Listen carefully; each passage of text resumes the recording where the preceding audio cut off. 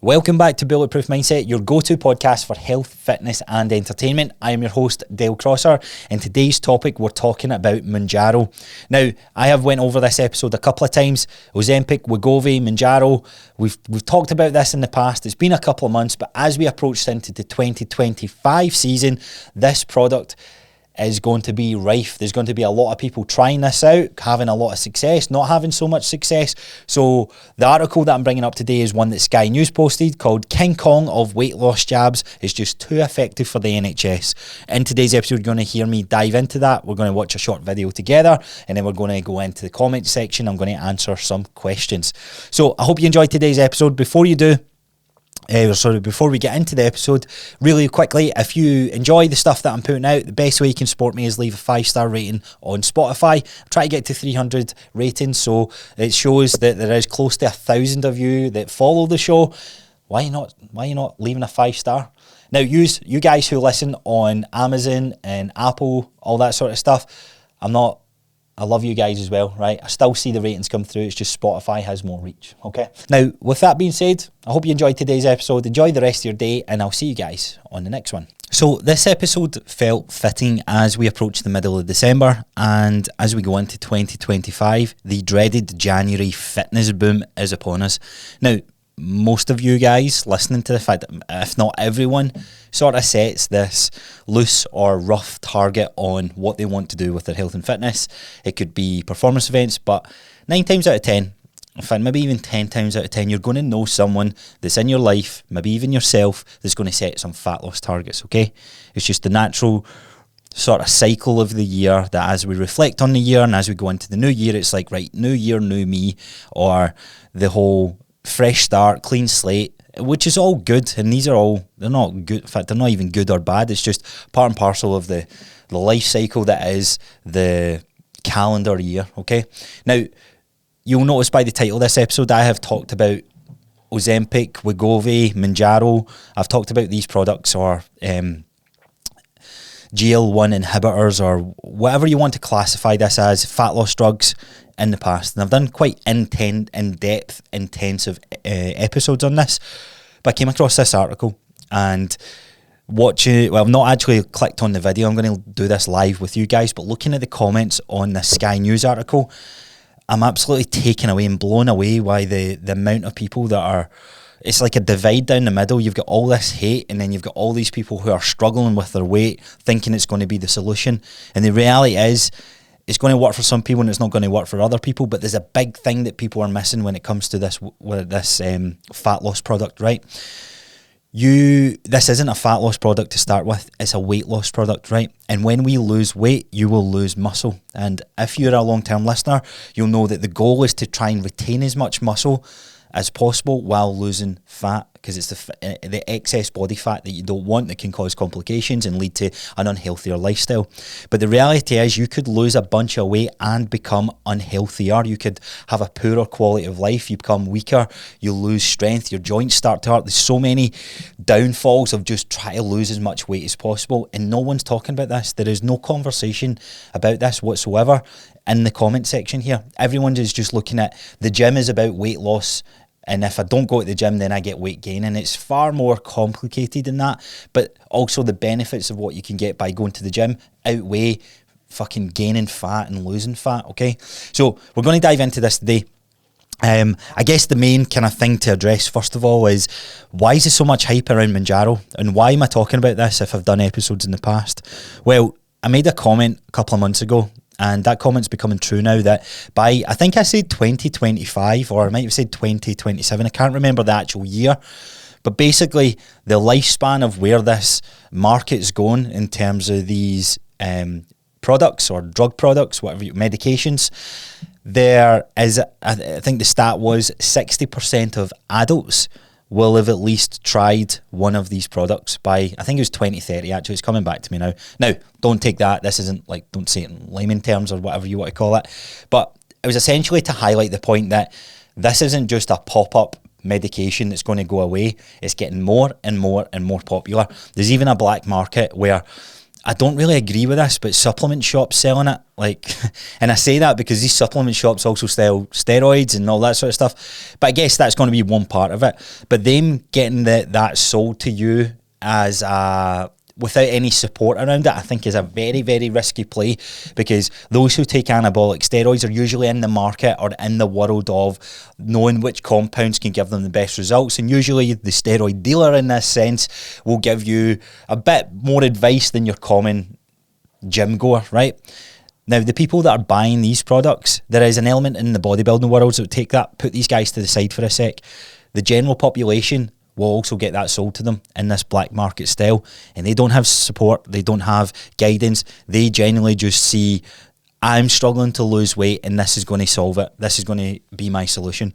So Mounjaro is the new hype, right? Mounjaro essentially is the same as Ozempic. Ozempic is Wegovy, it's just branded differently on the hierarchy of what's being sold to you in terms of the labelling, right? Now, the Wegovy has been branded as the weight loss strategy, whereas Ozempic was more the diabetic medication. And as a byproduct, they found out, there's something interesting here that goes on with the inhibitors that sit within our brain, and we have a chance, or this medication seems to be altering whether someone's full or not. So we all, with today's world of food and taste, just our taste buds in general are overloaded or overstimulated with all these different highly engineered foods that taste so palatable, they taste so good, and through that process we lose that signal in our brain to say that we're full starts to dull down, because as you know yourself, a full Galaxy bar in front of me, I can demolish it. Now if they break that the ingredients down and eat the same amount of calories worth of sugar, then it would be very hard to do so. But it's been engineered so much that it's just feeding that, I was going to say insecurity there, it's not an insecurity, but feeding that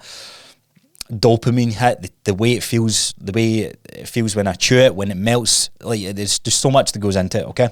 Now, what these products do, or what Ozempic and Wegovy does, was tapping into that and keeping us fuller, or dulling that signal, or enhancing the signal to say, look, you've ate a lot, you don't need to eat anymore, essentially. You're full. So you would get that full signal and it start to mess with more of the digestion hormones. Now, Mounjaro is the new one, or newer one, right?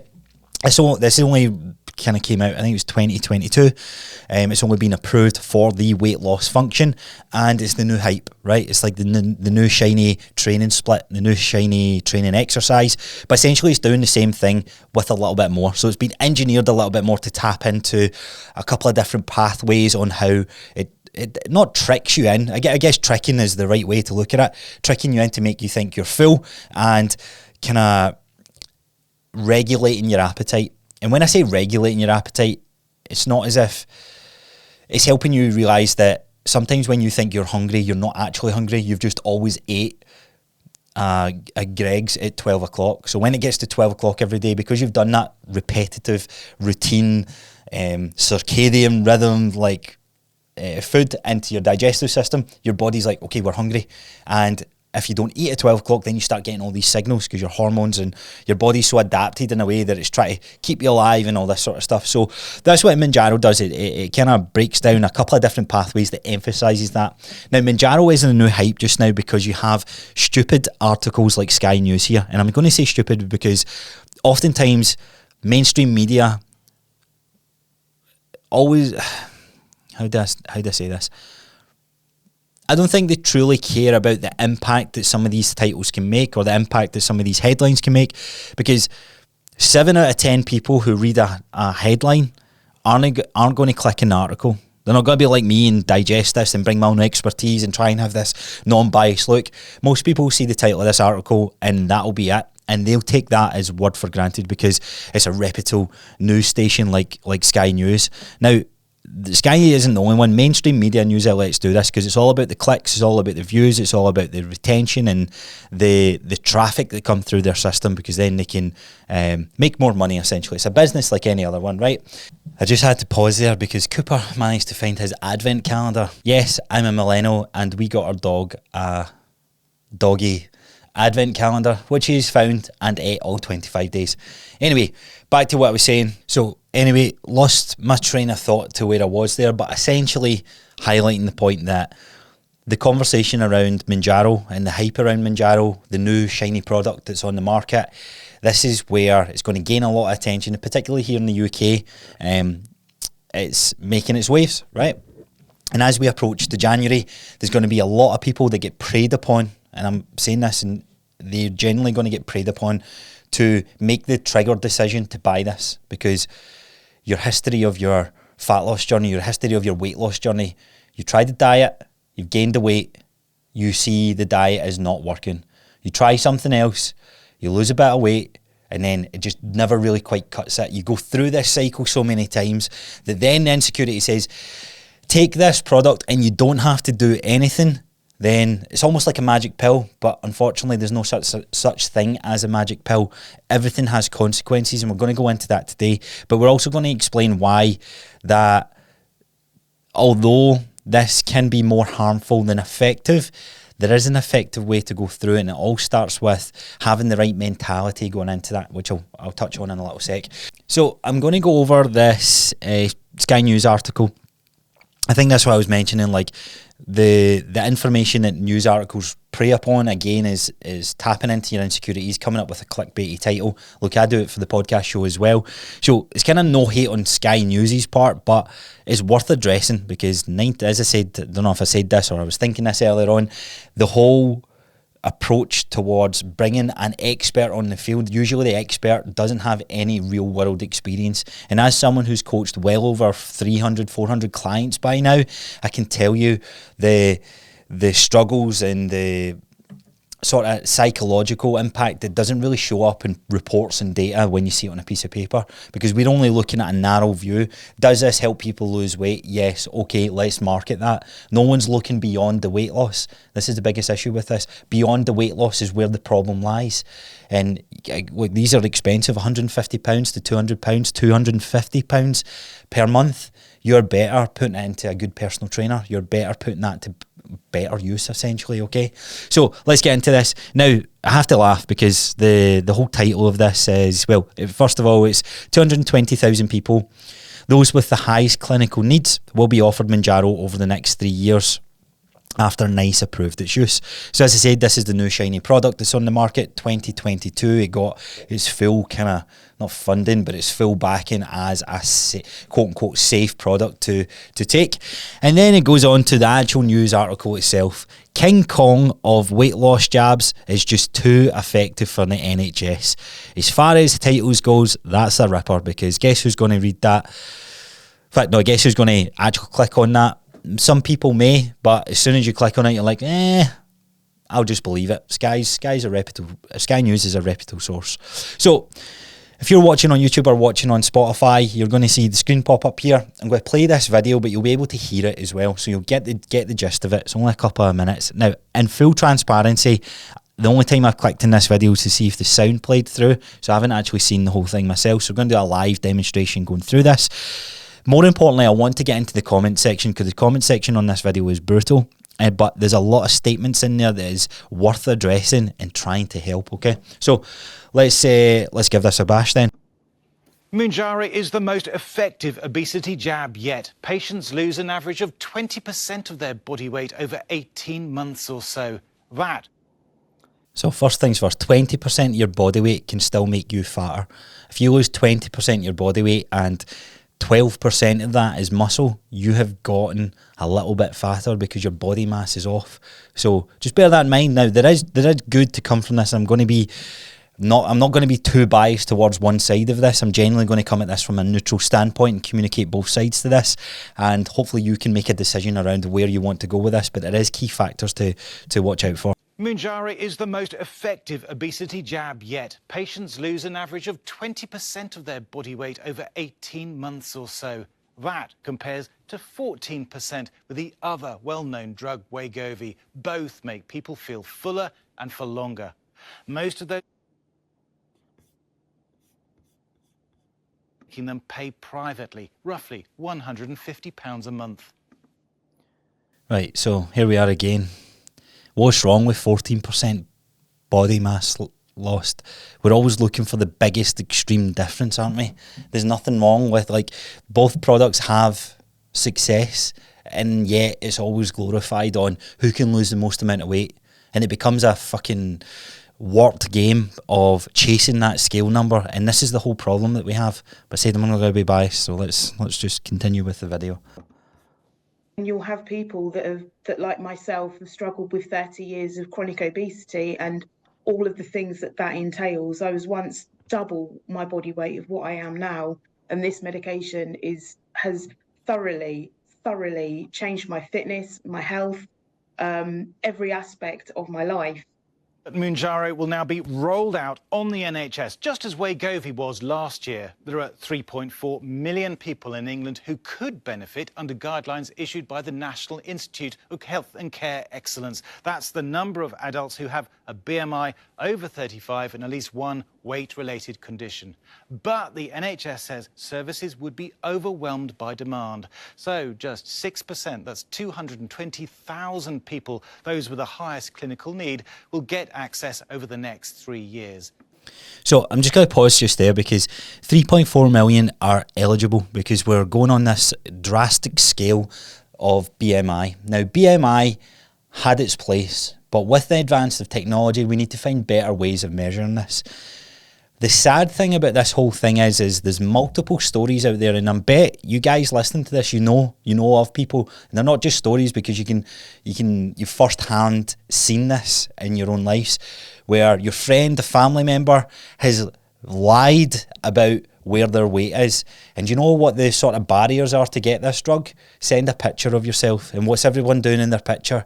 They're doing what everybody does on their transformation photos. They're making that picture look way worse than what it actually is. Or better yet, they're using such an old picture that it just becomes, it genuinely is physically too demanding on NHS, so they can't spend too much time assessing and pushing back and all these sort of things. I know firsthand of people lying, and like ex-clients or clients that I've worked with in the past have told me that they lied about this sort of stuff just to get their hands on this drug, because they thought it was going to answer all their prayers. And this is it's such a vicious circle, and it's so frustrating as a coach who wants to genuinely make an impact on the space, where there's no necessarily a need for this, or if there is a need for this, helping you, guiding people through it. But I'm here to make your life stronger, to make you have a better quality of life. This doesn't necessarily help us with that. Now, because it's getting rolled out, obviously the demand is far too high just now.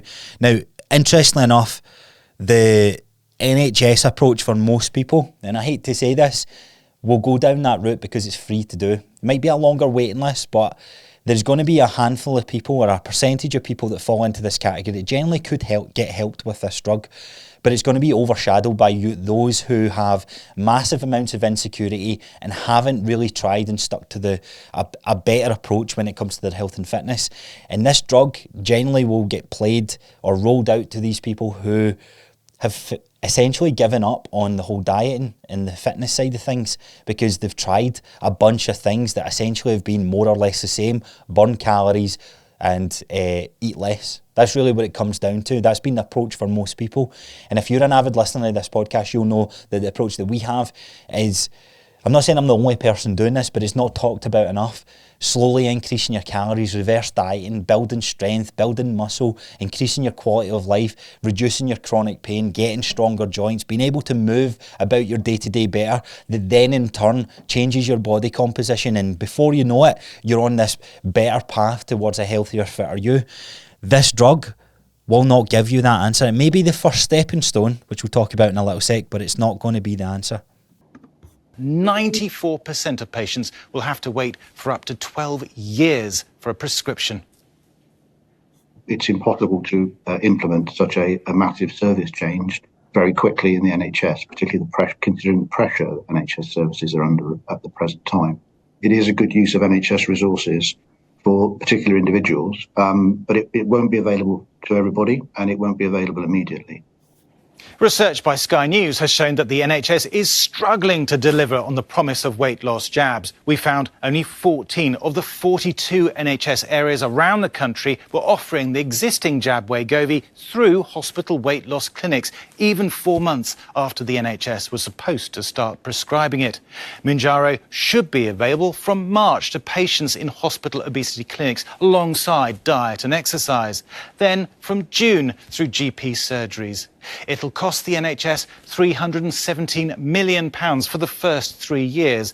But treating conditions relating to obesity, things like heart disease and type 2 diabetes, cost the NHS £11.4 billion a year. So Mounjaro makes financial sense. It just works too well for the NHS to handle the demand. Oh, right. So this is the first time we're running through that video. So what was that? £11.4 billion that obesity has on.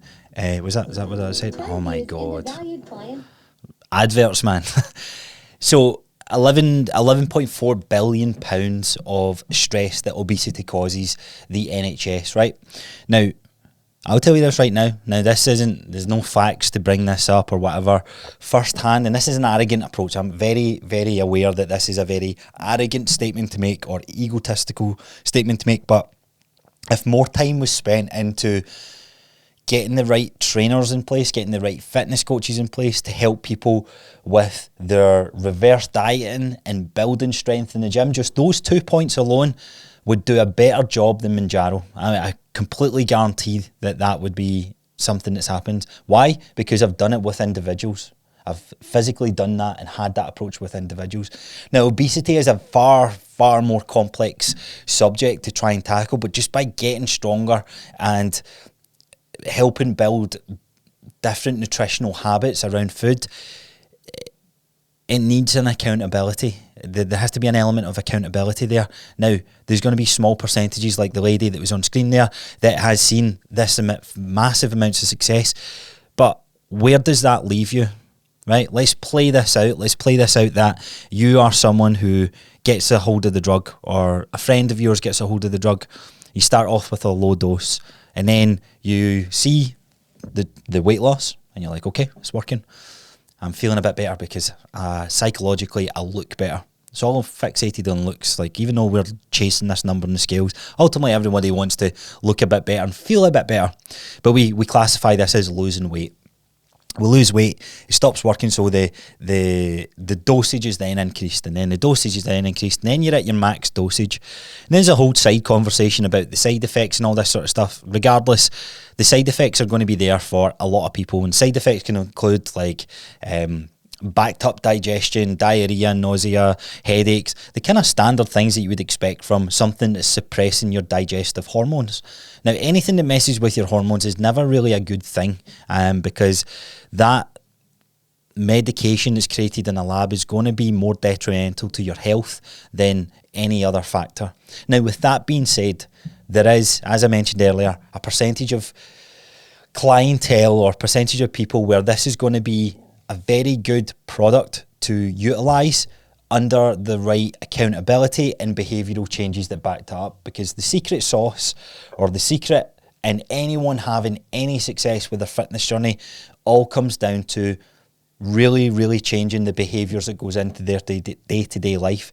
You can't live the same lifestyle and just insert a drug and expect everything else to change. There has to be changes in your day-to-day lifestyle, and that starts with your behaviours. And if you don't address those behaviours or change some of those behaviours, then you're going to go back to square one.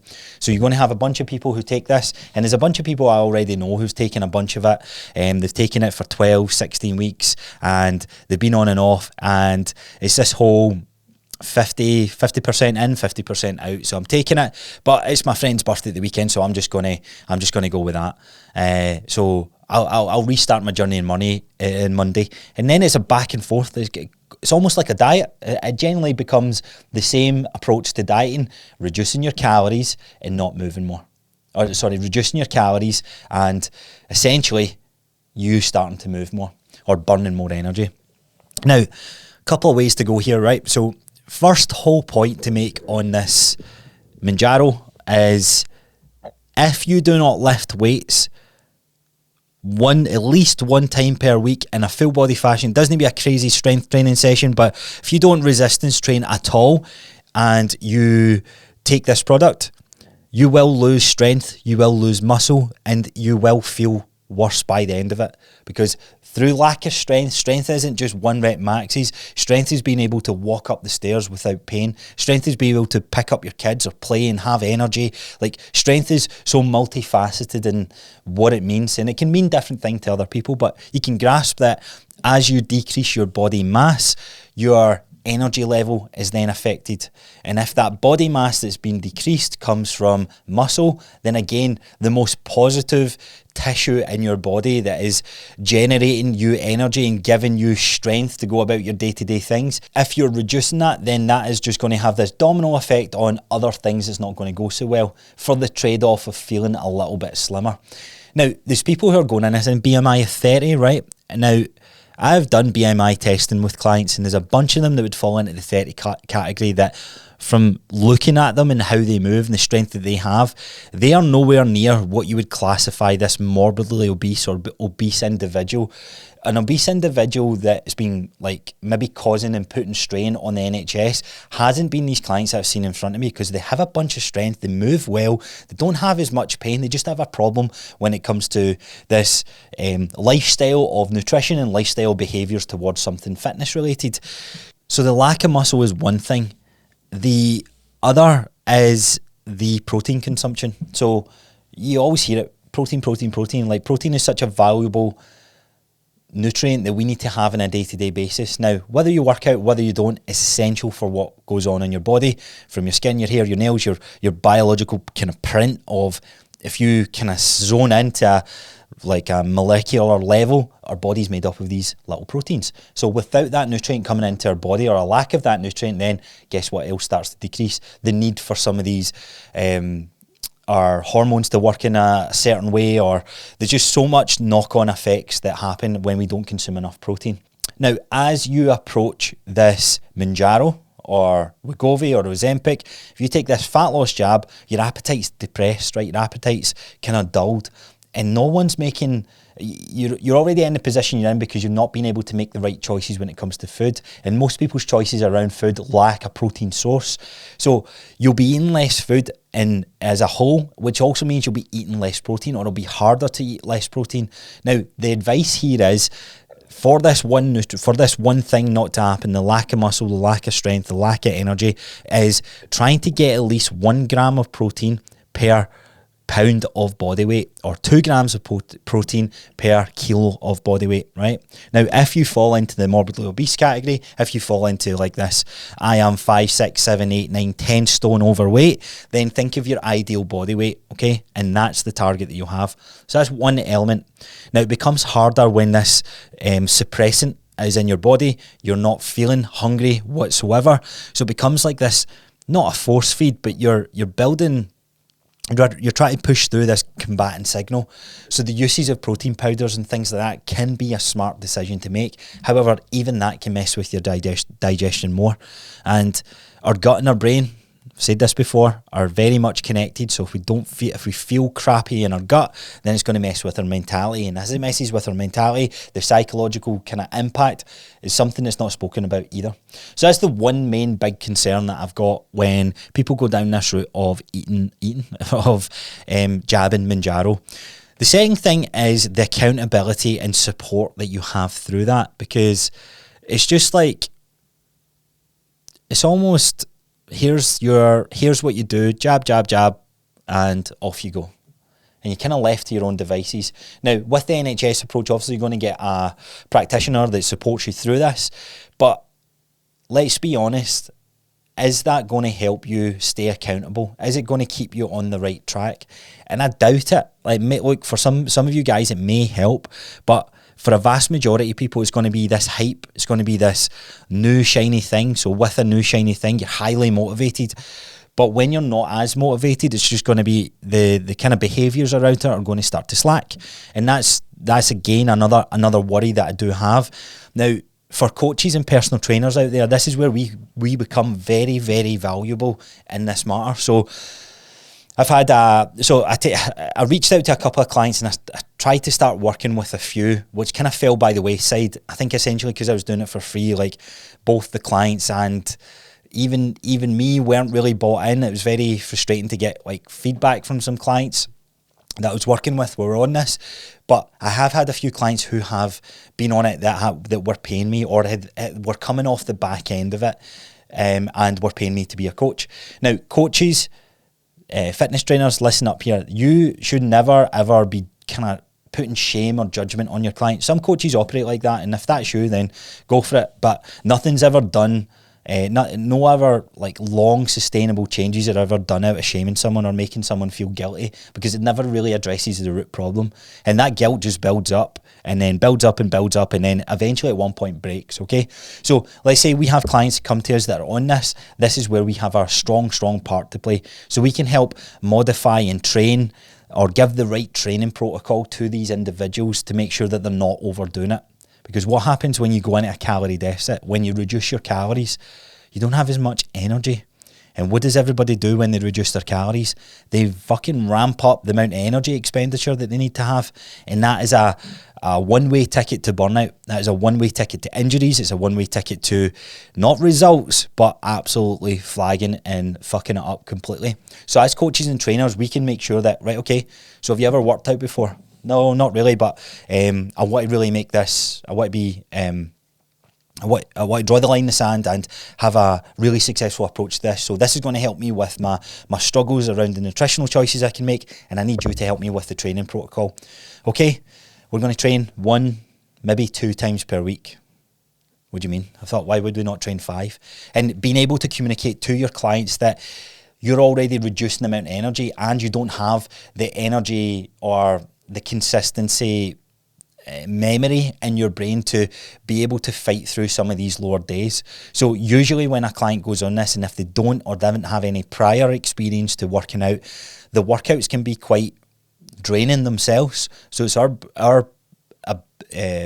duty to make sure that we give them the properly correct program when it comes to this, and the program can be interchanged. That is our value as a coach, but keeping them accountable through that. So it's like always making sure we're checking up. How was your workout? Yeah, workout went well. I felt really tired and I had a sore head by the end of it. Okay, we need to scale the intensity back, but I'm only doing 6 exercises. Well, those 6 exercises are too much at this point in time for you. It's not to say it's forever, it's just where we are just now. We need to find a balance and making sure we're not leading you to that burnout. Because if you overtrain your client, which can be easily done on taking Mounjaro, taking a fat loss jab, or being in a calorie deficit, it can have this negative impact onto other areas of their life, their job, their family, their relationships, their stress, their sleep, their digestion, their hormones. Like, it's not a good thing just to hammer them with a hard workout because we need to chase soreness or we need to make them sweat. That is the worst thing that we can do in this scenario. So as fitness instructors, as trainers, as coaches, whatever you want to classify yourself as, we need to be at the front line of this to help these individuals go through this process. Whether they take it or whether they don't is entirely up to that individual's choice. And that's why I'm doing this podcast. This podcast is kind of split into 2. One for the coaches and trainers that listen to this, and one for you guys that are maybe on the fence of balancing and making the decision. Now, whether you take it or not doesn't make you a good or bad person, okay? Right? It is. I have a lot of empathy for the whole obesity crisis, or the whole overweight society, I guess, if you want to call it that, because it's the industry that I'm in that's caused you to be where you are. You've tried the high intensity workouts, you've tried the diet culture, you've tried the shakes, you've tried the celebrity diets, the celebrity workouts, and 9 times out of 10, I've got people who are coming to me who have done a good 10 attempts at trying to lose this weight that really, really messes with them. And that can be really hard to unwire and unwind and get you back onto this better track towards a better quality of life. But again, circling back to this, the whole reason I'm doing this podcast, there's no issue with the weight loss, right? That you've never had a problem with weight loss. Everyone can lose weight loss. Everyone can make someone burn more calories and eat less food for a shortened period of time. It's what do we do after that? And this brings me on to point 3. whether you take this for 12 weeks or not, and let's play best case scenario. Let's say you take this, you feel no side effects and you feel amazing. You lose, would that say 20% of your body weight? So let's say you're 100 kilos, you lose 20 kilos, so most of it muscle, some of it doesn't matter. You feel great by the end of it. Where are you at from a metabolic standpoint? Well, you've been reducing your calories for 12, 16, 20 weeks. So on the calorie reduction, your body then adapts to that. So then you're stuck in this state of going, I need to stay at these calories now. Or that's what you think. And I've mentioned very, very recently done an episode on reverse dieting. Reverse dieting is so important for every single person that goes through a Mounjaro fat loss journey or an Ozempic, or any fat loss journey that you go through. Reverse dieting has to be the next phase in your training, and you can't avoid that. Because if you really want to see sustainable results, if you want to keep that weight off that you left or that you've lost, or if you want to stay in the position that you've worked so hard to get to, we need to have a better approach or a fail-safe plan that builds your body back up into that healthier state, because the calorie deficit isn't a healthy state, it's a stress, and through that stress, that's why your body releases fat, and that's why in some cases your body breaks down muscle, because it's too much to have on your body with the nutrition and the fuel that you're feeding it.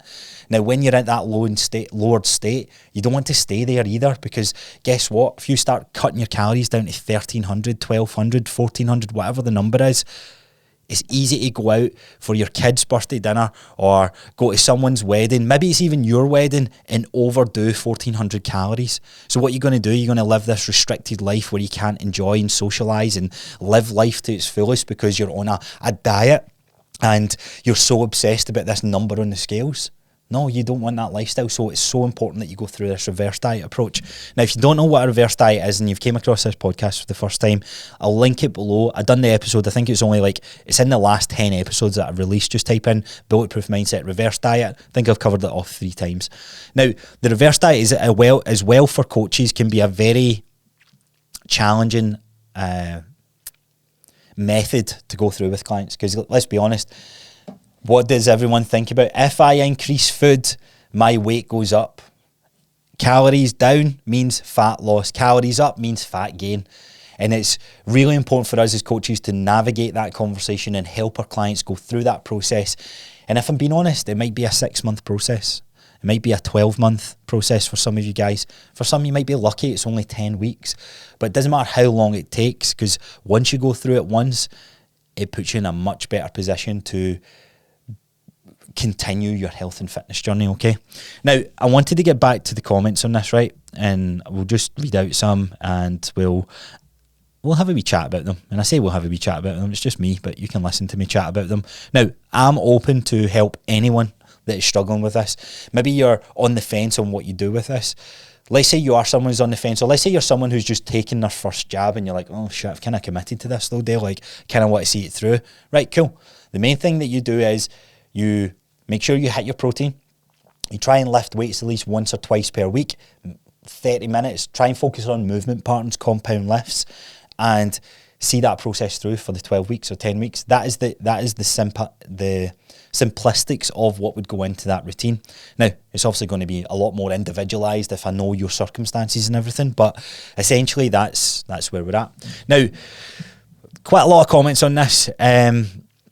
Let's go most relevant, or should we go all comments? Let's see. Does that show us the highest one? There's always a few jokers. My voice crackled there. Right, let's see here. So we got top comment. I just love all these people who are commenting that are so perfect. Think yourselves lucky. Your body responds to diet and exercise. Some people really do struggle with thyroids, blood problems, drug side effects that they have to take for other illnesses that have. This is always hard to read out. Plus, I've got dyslexia. Have to take for other illnesses. I think it's meant to be a comment that. They have to be controlled, not being overweight. So carry on, bang your drum. I hope you'll always be perfect, because it's no fun for some of us. Real heartbreaking comment, if you think about it. This is someone who has been stung by previous diets, I reckon, has been caught up in the whole culture and really struggles with losing the weight, right? Now, does that mean it's right for them to take this drug, maybe if you do have other complications, maybe if you do have other issues with your thyroid, with your blood problem, or different side effects from previous issues, there's a good case that can be made for that. But what I would say is I would love to have this person give me a chance for 10 weeks. Just 10 weeks where we slowly assess where their nutrition is at, reverse diet them first, build strength, gain confidence, and through that confidence I can be pretty confident myself that 9 times out of 10 they're going to see a better kind of outlook on what works for them. Because I believe everyone categorises that diets don't work for me is because they've not managed to keep the weight off. But as I said, it comes down to behavioural changes, and behavioural changes can't be done in a magic pill or a magic fat loss drug. But I really feel for them. Now, I actually want to go into the replies to this. Let's see, because it looks like there's a wee bit of a Facebook argument. So, I exercise and eat reasonably well. Weight barely moves. Always wonder if it's Xarelto. I don't know what that is. A blood thinner. Right, so this is someone who takes a blood thinner, right? So this is actually a valid point. Just because you exercise and eat reasonably well doesn't necessarily mean you'll see weight loss on the scales. But weight loss on the scales or weight gain on the scales doesn't always mean fat. So bear that in mind. If you're someone who is regularly working out and you're in the gym and you're building muscle, then with that building of muscle, you're adding mass to your body. Now, adding mass to your body gives it shape, gives it this toning element that you're looking for. So it doesn't necessarily mean it's a bad thing, but medication can cause a little bit more water retention and get things operating in a different manner. So with that being said, that being put to aside, there's very few medications out there that will stop your body losing fat if you're consistently in a calorie deficit. Now, I'll preface this by saying, sometimes it's not a healthy choice to go into a calorie deficit because your metabolism is so adapted and used that for you to go in a calorie deficit, you're at 800 calories. Now think about, if you have 800 calories, are you realistically going to hit your protein target? Absolutely not. Are you going to hit your fibre target? Absolutely not. Life's going to be pretty miserable at that point, and that's why, insert my favourite term here, reverse diet is the better approach to really work on really ramping up that metabolism to handle more calories without gaining fat. And this is the beauty in this approach. It's arguably harder than your fat loss phase. It's harder than losing weight, but it's always better, the better approach. Right. Oh, here we go. Big Mr. Baker here. Before you get in your soapbox, know that this medicine isn't exactly safe and it's already killed. The government is overlooking that because its generic company offered an exclusive cheap deal. Look into it. Now, in fairness, big guy has a point. There is people who has died in this, but there's people who've died from drinking too much water. Anything is a harmful substance if not monitored correctly. Now, sadly, the first death did happen in the UK, and the person was taking Mounjaro. Now, Mounjaro had a direct effect as to what caused her death, but it wasn't the only thing, right? There was heart complications, there was liver complications, there was blood complications. So it wasn't just necessarily the Mounjaro that had ended this person's life. There was multiple factors that came into play. Now, let's be honest, when there's multiple factors coming into play, going into a calorie deficit or going into a very aggressive calorie drop is an additional stress on your body. Now, there are other side effects as we're messing with hormonal issues or digestive hormones, then that can cause this to be even more harmful to use in that approach. But it's one of those things, like one person out of however many people are taking it, I don't think that justifies to say that this will kill people, but it definitely has the potential to decrease the quality of your life if not monitored correctly, or if you don't do what I said on the previous 3 points. It gets a wee bit political here, like this guy bringing up the government, so then someone jumps on the back of that. Government will get absolutely roasted for this. They can't insist people take certain drugs, follow your own GP's advice. I love how it's always the GPs, right? Look, GPs aside, when it comes to medical issues, absolutely, right? I ain't no doctor. I wouldn't replace a doctor as such. But see, when it comes to fat loss, see when it comes to your overall fitness and your strength that you have when it comes to lifting inside the gym and the nutrition choices that you make, I would argue that I am better suited than any GP practitioner.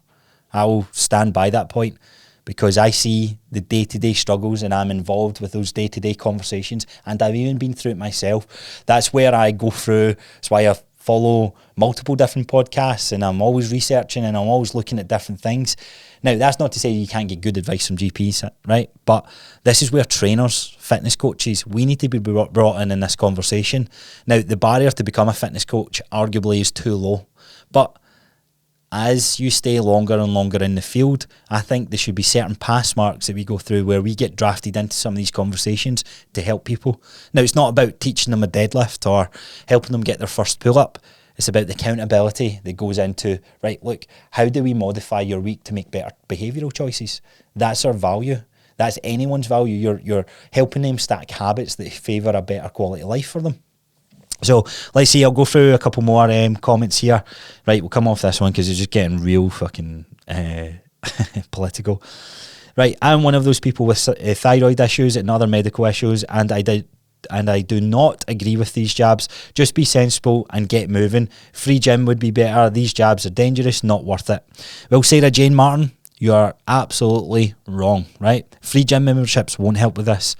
There is more information, there is cheaper foods, there is cheaper gym memberships. You can get a gym membership for £9.99, right? And I know there is some people out there that are struggling, but that's not going to help fix the issue, because, as I said, it's behavioural issues, it's habitual challenges that everyone faces. Now, weird enough, this is someone who has thyroid issues that doesn't agree with the jabs as such, but the jabs can be a good way to come out the back end of it, where you're so conditioned that every time you have a certain type of food, you eat 10 times the amount that you normally do. These are the wonder stories that you hear from it. This is why it's so powerful, because it allows people to disconnect that barrier. So for me, I love chocolate all the time.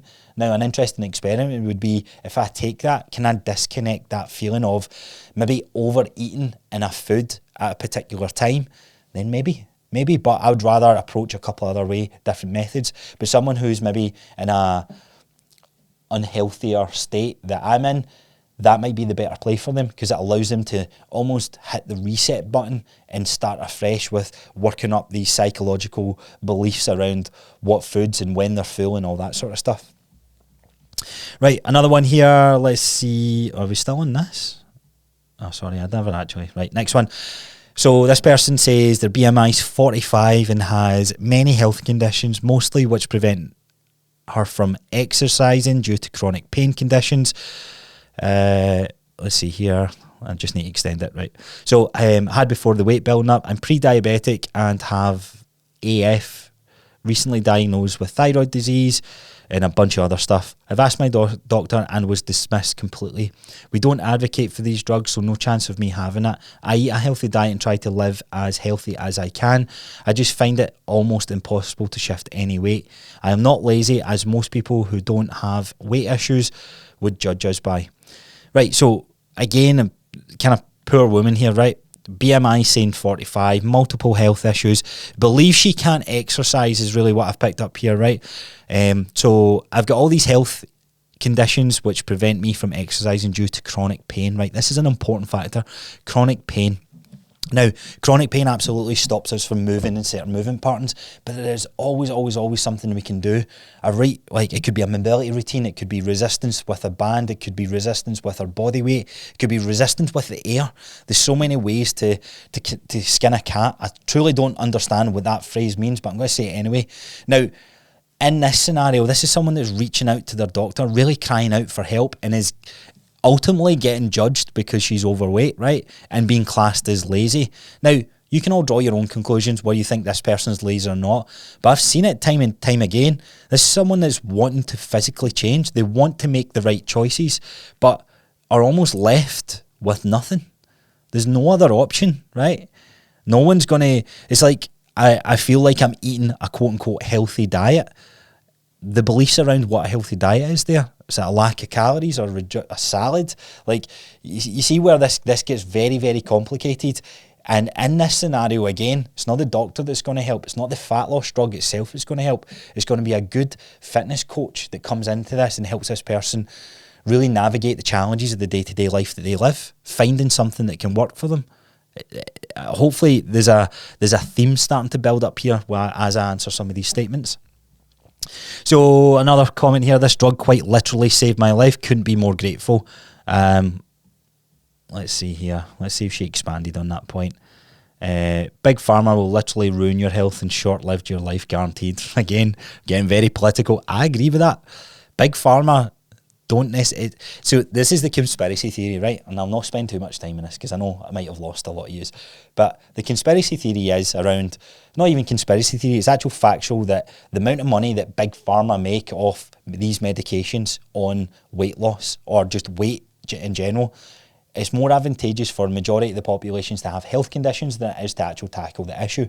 So the drugs that they make for £1, £2, selling it at 100 quid, 200 quid, the profit margins are insane. And the whole COVID bubble should have been, sorry, I'll not say that. Let me cut that out. The whole C, the big C in 2020 that we all faced should have been an eye-opener to how much money was made by some of these companies.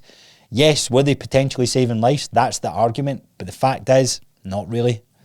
Anyway, right, let's see if she... Oh, she's getting right in about it. So Big Pharma will literally ruin your life, someone said. And she replied with, what a cunt. Don't suppose you have an alternative to treat diabetes, do you? Very interesting point. So this was someone who was diabetic. Love this, right? So this is why this drug was discovered in the first place. Diabetics have type 1, type 2 diabetics have real challenges on their insulin sensitivity. So insulin is a hormone that we all have, and this particular hormone is affected by those who are diabetic. It doesn't regulate your blood sugar as much, which can then increase your blood pressure and put pressure on your heart, essentially, right? So this is an element where these drugs help regulate that, help tap into that pathway. And if I'm being honest, I don't quite know the ins and outs, but the fact that there's so many success stories with diabetics that's helped physically save their life is good enough for me to go, right, okay, there's where its value has. Now, as a byproduct, our humanity has discovered that this maybe actually be an interesting fat loss product, because look, this diabetic person lost X weight, this diabetic person lost X. So it's helped with that. It's helped that's where this whole product came from. So, yeah. Let's see if this guy replied. I'm involved with this. This is Facebook comments, by the way. Oh, man. So this is where, see fake profiles with no profile face. These are some of the biggest puss boys on the internet, right? Big bitches that just sit beside a fake name and fake profile picture, because he replied, stop eating so much and exercise. That's the issue, guys. You eat too much and you don't exercise enough. On paper, okay, let's say it is the issue. And if we bring it down to simple its terms, it is. But there's much more that goes into that. What type of food should you eat? What exercise should you do? What should you do on your day-to-day basis? What do you do in this scenario? You see what I mean? This is, again, why the inserting the fitness coach into this space is one of the answers. Right, I'll get off this one because it's a bit wild. Right, so again, another diabetic. As a diabetic, I used to be on Ozempic but couldn't get access to it. Now Mounjaro, I just hope the same thing doesn't happen to that. So a very valid point. A lot of diabetics that are struggling with life-threatening disease could be overlooked here by people playing the system and playing up to a struggle with their weight because they've submitted it's a bit unfair to say, but you see where I'm going with this. Okay, so we got another person here. Weight loss isn't about a diet. Being and maintaining the right weight is a lifestyle. Diets where you're allowed treats such as cheese, chocolate, wine every week aren't realistic. If I added these things into my diet, I'd put weight on. Unfortunately, you have to deny yourself many of the nice things, but it's a small price to pay to improve your health. And then somebody's wrote exercise and fasting, absolute fucking pleb, stupidest thing you can do. Anyway, that's beside the point. Now, this person makes a fair statement, but again, we're demonising foods here. Cheese, chocolate, wine every week. Can we have it every week?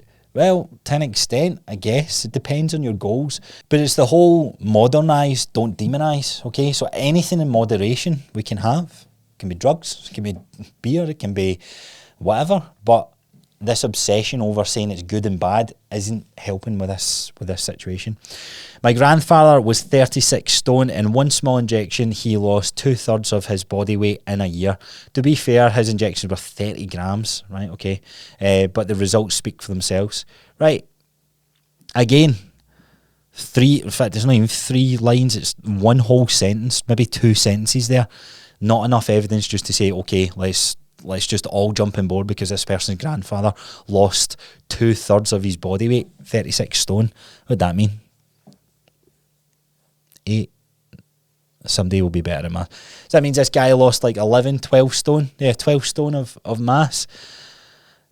I'm calling bullshit, but then again, these things can be very effective, and this is again maybe another anomaly. Maybe this is a more common practice in this.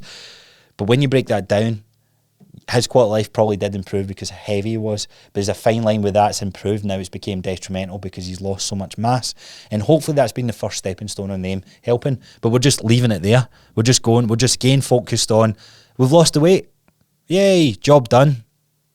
Job isn't done, because we need to fix the lifestyle behaviours, we need to implement resistance training, we need to figure out different ways of maintaining this new sustained weight. Nobody's talking about this. In fairness, it's Facebook comments, right? And Facebook people, like, when you're commenting on posts, there's a demographic of those who do comment on them. I like to get in about them every now and then. Maybe I'll comment on a few of these. Right, last one. Let me kind of browse through these. Let's see. Okay, a very good point here. The elephant in the room with all these weight management services do not have adequate psychological therapy for their patients. I'm not knocking these drugs as I'm not expert in them. I'm not expert on them, but people's relationship with food is the complex issue that needs to be solved. Absolutely couldn't agree more. You would be better. I said trainer earlier on because I'm obviously being a trainer, I'm going to have that biased approach, but I would equally argue that before you spend £250 on Manjaro, spending £250 on a therapist to work through the emotional impact as to why food is such an outlet for you. If you're someone who falls into the obese, morbidly obese category, or this higher state of BMI as it's been referred to here, then there is some sort of psychological impact that as to why you're reaching to food. Like, just like there is when someone is gambling too much, or when someone's watching too much porn or gaming too much, there is an escape from something, and usually it comes from some sort of deeply rooted trauma. And this has just been massively overlooked because we all eat, and it's like, oh no, that's not an issue. But see if this was drink, like if you consumed this, in fact, some of it, arguably speaking here, a lot of this can be done. This can be caused by the drink of alcohol, or the drink of alcohol, the consumption of alcohol, should I say? So it's another point to be factored in. Now, as I scroll down here, I think it's very much the same repetitive sort of point coming over and over again. A lot of trolls, as always, but sometimes I want to click in these profile, like, absolute moron of a guy. If you're watching this, then you'll see why I'm laughing. It's just a wee old guy in his 60s. We should close all McDonald's, that will solve the problem. No, mate, I don't think it is. Right, closing McDonald's isn't the issue. It's just that, it's just fucking hilarious to some of these comments. So there's the comments, right? There's this kind of post, the whole King Kong of weight loss jab is too effective for the NHS. It's not too effective, right? It's not anything that we haven't seen before. It's something that is going to continue to dominate the market because there's going to be a large percentage of the population that physically are too exhausted and tired of trying to get on board with this fitness journey, because every new year they make the resolution and they can't stick to the resolution for whatever reason, whether it's the right reason or wrong reason, whether it's life circumstances, or maybe the workout was just out their depth in what they're trying. They're trying fat losses, they're trying reducing the calories, moving more, eating less. It's tiresome, and it's also sad. I know there's a lot of you guys who listen and you're in your first cycle, or you're coming up your first wave of your fat loss journey. Think of people who've tried that for 20, 30 years and had no results. These are the people who are going to be the biggest impact. Now, there is those who are very much bought into the beauty standards where, injections and lip fillers and all sorts of fillers, right? There is young people who are now taking this, who have never tried necessarily a diet for any longer than a couple of weeks, or never really gave the gym much commitment, and they're being allowed to jump on this at such a young age. To me, that is also worrying, because it's like, yeah, I'm going to say this here, right, and I don't mean it in the maybe the way that it comes across, but yeah, you know what, like, you don't need to work out, so we can take this the path of the least resistance, which is sit in your arse all day, eat whatever you want, or not eat whatever you want, but you can stay seated, you don't have to go to a gym, you can take this drug and you will have the results that you want. But the truth is, you won't. A lot of people looking for certain results want to see some sort of body composition changes, and I don't believe this helps them with that. And I say that to a majority of people. A percentage of people are going to see amazing success with this, but it's all going to be done with a combination of good programming, a good sort of nutrition coach in their pocket, or a good coach in their pocket that's helping them with the nutritional choices, making sure they're hitting their protein, their fibre, they're getting their micronutrients, and then more importantly, helping them with that reverse diet out of that state. And the last point is going to be for those who can see over the horizon. They can see longer than the 12 weeks. They see longer than the 16-week fat loss jab or the program or whatever it is that they're following, because it's a lifetime commitment of changing their behaviours for the better, that better align with the things they want to do. And that's why if you shift your focus to something more performance driven, something that's more about increasing the quality of life that you have, building your strength that then builds fixing some of your chronic pains and addressing your mobility issues, then that's ultimately going to serve you better than those who are just looking for quick fixes. And sadly, whatever your reason is for taking this, you're going to be judged as being lazy and looking for a quick fix. And you might be in the position where this is the right thing for you to do, but you're going to be tarnished with that brush. But don't let that hate or that noise kind of warp you up. If you are going into it, you're going into it understanding those three things, and you'll have a much far successful journey than anyone else going through it. And look, we all age, we all get older, but one thing that dramatically slows that down is by working on those things that I said, working on your mobility, working on your strength inside the gym, getting stronger. Because if you compare, like right now, I'm comparing myself as a 30-year-old to I said I was 32, by the way, the other day. I'm not 32, I'm 31. But I can compare myself as a 30-year-old to my peers who are in their 30. There is a drastic difference for those who work out and those who don't. And I don't mean work out like high intensity. I just mean those who go to the gym and focus on building strength and compound lifts, and those who don't. I'm seeing that again with clients at the age of 40, age of 50. And then see, when we get into the 50s and 60s, you would think someone has 20 years on the other person and they're the same age. I've got clients who are 50, 60-year-old that are moving better than some people in their 30s, right? Resistance training is the fountain of youth. It's the thing that's going to keep us building towards whatever it is that you want. And I'm always going to say the word quality of life, because the quality of life is important, not how shredded you are or whatever the weight in the scale is. How you go about your day-to-day life, pain-free, strong, energised, confident and healthy, that is the best approach. So with that being said, I'll wrap up today's episode. A very long one. I think I don't know how this is going to be cut down and condensed. There's a good few gaps in there, but I hope you enjoyed this. If you have a question for me, please reach out to me on Instagram at Coach Crossar. You can reach out to the Bulletproof Mindset podcast page, which is at Bulletproof Mindset __. And yeah, I just want to say thank you. Thank you to everyone who still tunes into the show and has been tuning in over the last couple of years. Spotify Wrap just came out, and it was quite cool to see that all the numbers are increasing and the viewership. I think we're closely approaching 4,000 listens on a monthly basis, which is pretty cool. So if you want to share this with a friend, pass it on. That'd mean the world to me. Tag me on social media if you want to show some love, show some support. You can leave a 5-star rating. You can head over to YouTube and subscribe there. And with that being said, have a lovely day, and I'll see you guys on the next one.